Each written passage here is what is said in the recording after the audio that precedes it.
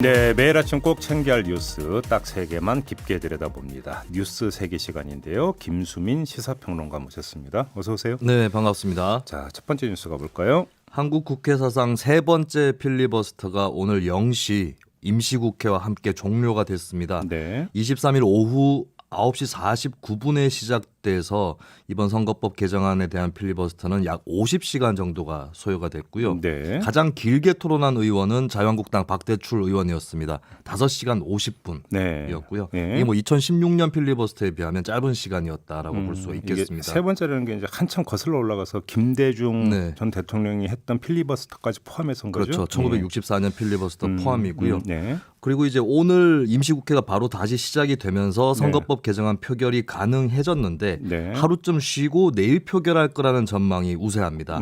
그래서 내일 본회의를 열면 네. 그리고 오늘 8시까지는 홍남기 경제부총리에 대한 탄핵안이 처리를 해야 되는 시한이거든요. 탄핵소추안 얘기하는 예, 거죠. 그래서 이제 내일 표결을 할 경우에는 이 탄핵소추안은 자동으로 폐기가 될 전망입니다. 예.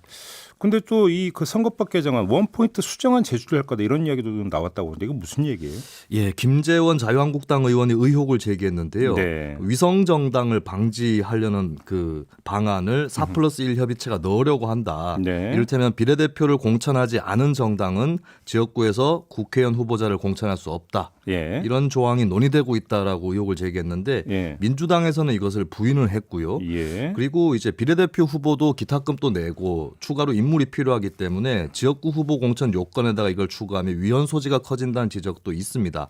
그리고 수정안이라는 거는 현행법을 개정하려고 하는 그 부분에 한해서 넣을 수 있기 때문에 네. 기술적으로 수정안 발의가 불가능하다는 얘기가 있고요. 네. 민주당에서도 이제 부인을 했고 여러 정당에서 그 안을 논의한 적은 없다라고 얘기를 했는데 민주평화당에서는 이제 지역구 후보를 내는 정당은 반드시 비례대표를 낸다 이런 안을 논의를 한 적은 있으나 다른 당과의 협의체에서 검토한 적은 없다라고 밝혔습니다. 이 문제는 잠시 후 2부에서 여야 원내대변인 차례로 인터뷰할 예정이니까 한번 질문을 던져보도록 하겠습니다. 자, 다음 뉴스로 가보죠. 태양광 시공업체죠. 녹색드림 협동조합의 허인회 전 이사장에게 구속영장이 청구돼서 오늘 그 여부가 판가름이 납니다. 네. 직원 40여 명에게 총 5억 원 가량의 임금을 체불한 혐의를 받고 있고요. 그리고 녹색드림이 수주받은 태양광 설치 공사를 허 전 이사장 본인이 최대 주주로 있는 녹색 건강 나눔에 맡긴 게 있는데 하청 준 거예요? 예, 그렇습니다. 예. 그 하도급을 받은 거를 재하도급하는 것이 전기공사 법안에서 이제 금지가 돼 있거든요. 네. 예, 그렇다면 이제 이 부분도 이제 어떤 수익이라든지 보조금 이런 것들을 녹색 건강으로 빼돌렸다라고 해서 횡령 혐의도 같이 받고 있습니다. 근데 여권에서 특혜받았다라는 의혹이 나온다는 얘기는 무슨 얘기예요? 일단은 허인회 전 이사장이 열린우리당에 참여를 했었고 86세대 학생운동권의 상징이라서 이런 얘기가 나오는 것 같은데요. 네. 정치권하고는 최근에 좀 거리를 두긴 했었습니다. 다만 특혜 의혹은 이제 감사원에서 얼마 전에 발표를 한 게 있는데 네. 녹색드림이 서울시에게 2017년, 2018년 37억 원 정도 태양광 보조금을 받았고 이게 좀 특례가 있는 거다라고 발표는 했었거든요. 이 보조금 받은 게 특혜다. 예, 좀 많이 쏠려서 받았다라는 건데 이게 고의성이 어느 정도 있었는지 또 네. 인맥에서 나온 건지 이런 부분은 앞으로 좀 더 조사 또는 수사를 해서 규명을 해야 될 사안인 것 같고요. 예. 이제 뭐 횡령했다고 하는 그 수익이나 보조금 이 흐름을 좀 조사하면 만약에 그런 연관이 있었다면 밝혀지지 않을까 싶고요. 네. 근데 일단 이걸 다 차치하고 체불 임금이 발생했다. 이것은 이제 진보를 표방했었던 운동가 출신 사업가로서는 좀 이율배반이다. 이거는 이제 드러난 사실 가지고는 여기까지는 얘기할 수 있겠습니다. 근데 지금 이 건에다가 월성원전 1호기 이제 그 연구 중지 결정 내린 거가 결합이 되면서 네. 지금 에너지 정책을 둘러싼 논란이 좀 거세지는 양상이 좀 나타나고 있는 거죠. 네, 그렇습니다. 심지어 뭐 탈원전 정책이 태양광 사업에서 이런 이득을 보장해주기 위해서 만들어진 거다. 네. 이런 음모론까지도 나오고 있는데요. 네. 근데 첫 번째로 좀 점검할 것은 문재인 정부가 과연 탈원전 정부인가 이 부분을 한번 살펴볼 필요가 있습니다. 네. 그러니까 얼마 전에 월성 1호기의 연구 정지 결정이 나기는 했지만 이를테면 얼마 전에 또 운영 허가 승인이 났던 신고리 4호기 같은 경우는 네. 월성 1호기 용량이 2배거든요. 문재인 대통령 본인이 직접 밝힌 바도 있지만 문재인 정부 임기 내에 원전 용량은 더 늘어난 그런 추세에 있습니다. 그런가요? 예, 그래서 총량 따지면 그렇습니다. 예. 그리고 이제 태양광 사업에서 이런저런 부정이나 비리가 생겼기 때문에 태양광 사업에 문제가 있다 이런 논리도 나오고 있는데 근데 이렇게 따지자면은 원전 비리도 그동안 수차례 있었기 때문에 그 이유만으로 탈원전을 해야 한다는 논리도 성립을 할 수가 있거든요. 원전 마피아 이런 말도 많이 있었죠. 예, 그렇습니다. 예, 예. 그래서 이 부분은 비리가 있었다고 해서 그 에너지 사업 자체가 잘못됐다라고 얘기하기보다는 비리는 비리대로 없애면서 그리고 원전이나 태양광의 비중을 어느 정도로 조절할지는 결국에 그 가치관 또 현실성 이런 것들을 따져서 예. 에너지 믹스를 정책적으로 설계하는 그쪽으로 가닥을 잡는 것이 올바를 것으로 보입니다. 그러니까 지금 이제 하여간 말씀은 정책 논쟁과 음모론은 좀 분리해야 되는 그렇죠. 거 아니냐 이런 말씀이신 거죠? 네. 네, 알겠습니다. 자, 마지막 뉴스로 가보죠. 네, 어제 하루 종일 닭강정 33만 원 사건 이 인터넷에서 화제가 됐습니다. 참, 예. 예, 일단 좀 전해주세요. 경기도 성남시의 한 닭강정 가게는 33만 원어치의 단체 주문을 받고 배달을 나갔는데요.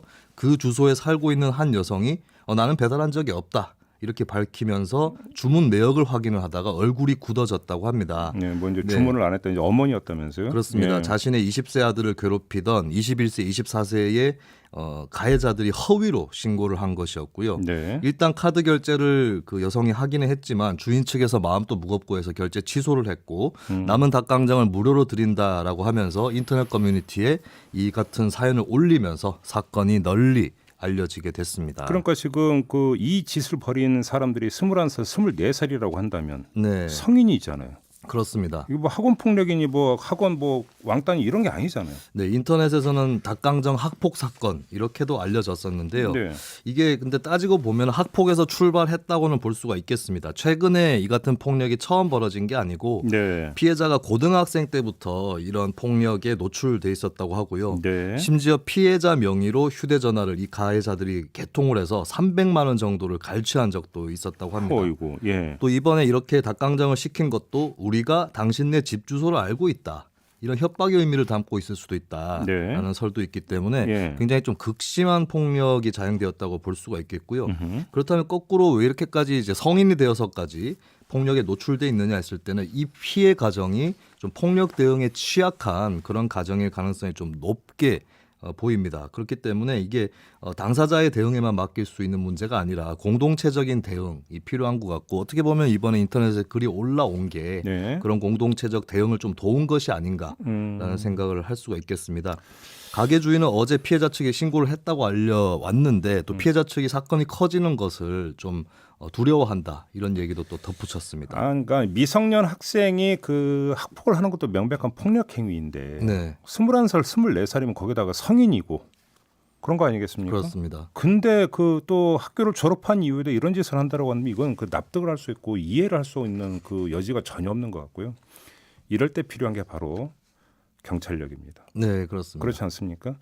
찾아가지고 사법 처리를 해야 되는 거 아닐까요? 그렇습니다. 사회적 관심과 함께 공권력으로 처리를 해야 네. 지속적인 폭력을 막을 수 있을 겁니다.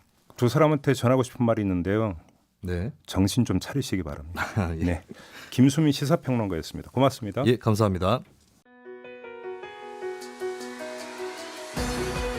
이슈의 핵심을 꿰뚫는 예리한 시선, 믿고 듣는 진품 시사 김종배 시선 집중.